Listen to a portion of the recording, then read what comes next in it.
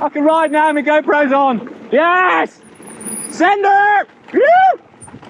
Hey up, I'm Guy Kestevan, the Tester Man, and this is my review of the Ravemen XR6000. Super tough, a ton of practical features, as much lighting output as most people will need, in a format that's, you know, really too easy to use because you get a Bluetooth remote control on there as well, and really well waterproofed. And of all the Ravemen lights I've had, really good reliability across all of them. But it is a bit of a heavyweight, and it prefers running on cold nights rather than warm ones. So in terms of stats, $389.99 retail, but you don't have to Google far to find these for 300 quid. They have a UK distributor, which always helps, but also Bob at Ravemen always, I mean, I've been, like I say, I've been doing lighting tests for decades, and Bob has always been super responsive, he's super knowledgeable guy, and he's actually, you know, Bob is Ravemen over in the Far East, so just always had a really great interaction with them, both in terms of use and in terms of them as a company. First thing I would say is there are two modes on this light. There is a road mode, which has 4 settings, and a flash, which is great if you're riding on the road or riding on gravel, but that tops out the output of 1500 lumens. So if you're riding properly off-road, get it switched into the MTB mode straight away. It'll remember that it's in the MTB mode, and then that gives you 6000, 3000 or 1500 lumens. And switch her on. Basically, the way it runs is normally for just sort of your cruising and your schmoozing, you've got a single spot in the centre there with a diffractor lens over the top of it. So you get a good quite a narrow tight beam down the trail, which works at speed, and then a refracted kind of pool of light around the front wheel. It's a bit disturbed, like any refractor lens. It's a, you know, it's a little bit hit and miss sometimes to read on techie stuff. But once you kick in, once you kick in the rest of the LEDs, there's 8 more LEDs around the side, you've got a proper big carpet of light, really broad, and again, just simple spot optics and a lot of overlay, decent width, so you can actually read the trail really well with those flood optics, even if there's still a little bit of disturbance in the middle from the center. And like I say, there's 3 different settings you can have in terms of power, and then you can flick in between that low and high beam, as they call it, as you need. So loads of options for sort of steady cruising, and then because you've got that remote on the bars, straight away you can hit it if you suddenly need a bunch of power, and then you flick it back and it remembers the previous setting. So there's not a whole ton of scrolling. Set it up in MTB mode, put it in the sort of power setting you want, and you know, it's really easy to use. But it's also a really communicative light in terms of run times. So you've got a is it 8 or 10? 8 bar battery indicator on the light unit there, and again, nice and visible, so sit that on top of your top tube or on top of the down tube, and you can actually see run times live while the light's running. But also, I think you can just light it up like, there we go.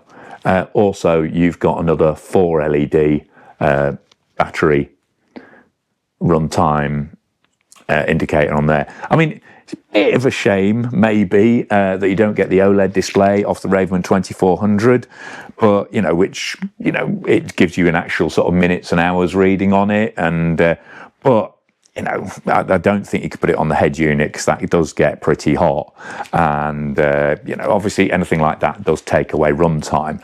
And because this is a 7.2 volt system, not 3.6, you're not actually getting a really long runtime on this. Ravemen actually claim 1 hour 10 minutes, and interestingly, if you read some reviews, they'll say, oh yeah, I tested it and it ran for 70 minutes. But this is where you catch them out. This is where you catch out people who aren't reviewing lights properly, who aren't doing like a proper calibrated 3 different runs with a fan on it, with an average timer on it to get a proper practical run time. Is, if you read the small print on the Ravemen website, that actually says runtime of 6,000 lumens is for reference and tested without thermal control. Because what actually happens if you try and run this at 6,000 lumens, unless it's a really, really bloody cold night or you're going very fast and so there's enough cooling power going over those fins, this will actually throttle back really quickly to 3,000 lumens. So yes, for fast descents, you'll probably be able to keep running it full power all the way down, but you're not going to cruise at 6,000 lumens. So, but on the plus side, that means the actual run time, even if I kept toggling it back up repeatedly through the lights testing, is actually near an hour and 48. And again, you know, it's such a powerful light in 6,000 lumens. I don't see that relatively short run time being a massive issue on the trail. I've certainly never run out of light using this light a lot on trail runs, and also it's really, really practical from a waterproofing point of view.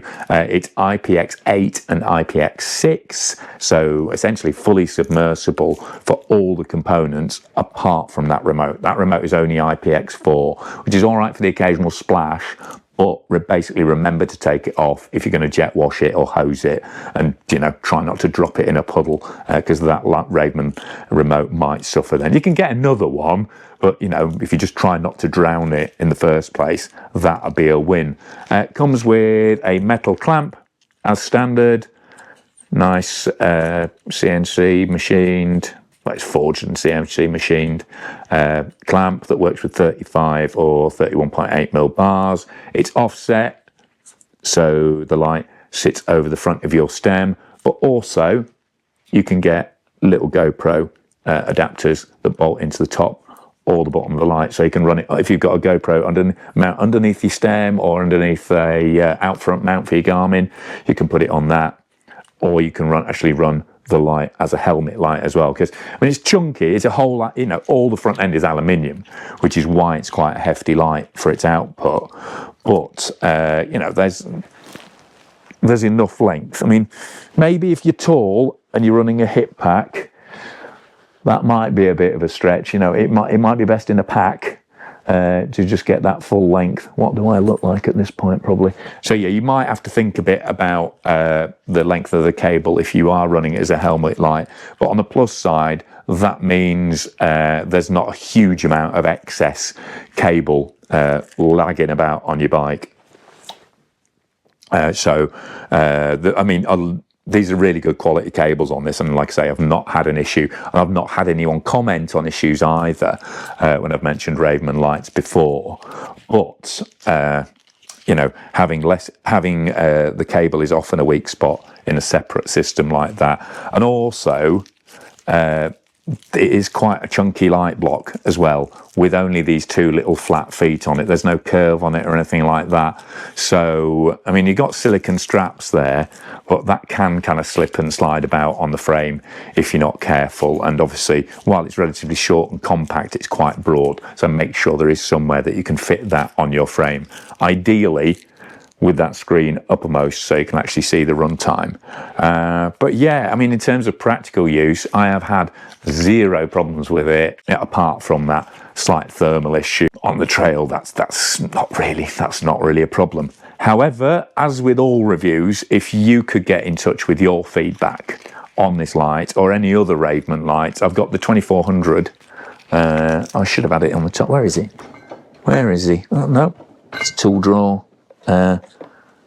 This little beauty, that's a great little light, so I'll be doing a separate review on that. But if you've got any feedback on the Ravemen products, then obviously that really helps to enrich this review, because like I say, I've had no problems historically with these lights. But obviously, the more feedback we can get from you guys about how you found Ravemen lights, whether that's a positive or a negative, the more valuable and the more useful this review is. So see you in the comments if you've got any feedback about Ravemen, and if you want more information about choosing your ideal lights for raving around at night, you know, some of the phrases I've used or some of the things I've said in this review have been a bit confusing, then there is a full how to choose your perfect lights feature, which I will link at the end of this video. And there's a whole ton of lights tests coming up from me, whether that's cheap, expensive, powerful like this, separates, self-contains, a whole bunch of different light tests coming up over the next few days. So hopefully, if you keep clicking through all of those and following the comments, following the reviews, you will be able to find the perfect lighting setup for your riding. Because, as I always say, I think buying quality lights for riding is the best upgrade you can make to any bike, because it's literally the only way that you can buy more time to ride, especially at this dark and dirty time of the year. So, thanks for watching. Hope this has been useful. Make yourself useful in the comments. But for now, I've been Guy Kesterman on Guy Kest TV, talking about the Ravemen XR6000.